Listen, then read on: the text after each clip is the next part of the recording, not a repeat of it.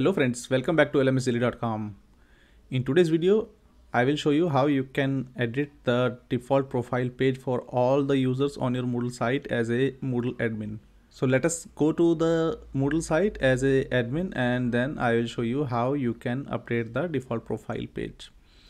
So now you can see that I am on my Moodle site and I will be going to this site admin page, and here under the appearance section you will find a link to default profile page where you can edit and update the default profile page for all the users.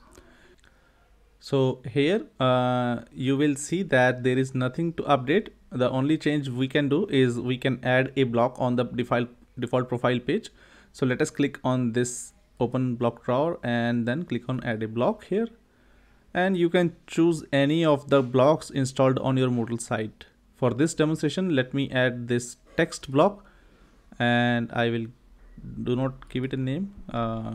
In the content area, I will just mention that please follow us on social media channels given below.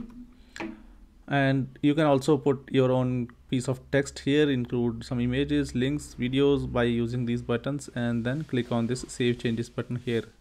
Kindly note that we do not have any option to change the location for the blocks. So now you can see that we have this block added on this page here. But before this change will be reflecting to everyone else, you need to click on this reset profile for all users button.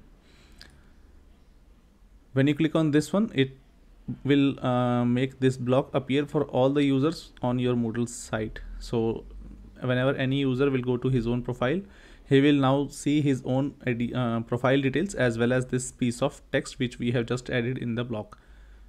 Now I will just show you how my profile will look for this change. So you can see that including my personal details, I have this piece of block here and it is showing the text which is mentioned by the site admin in the Moodle. So this is how you can update the default profile page for all your Moodle users as a site admin. Thank you very much for watching this video. If you like this video, please don't forget to click the subscribe button as well as press the bell icon for our YouTube channel.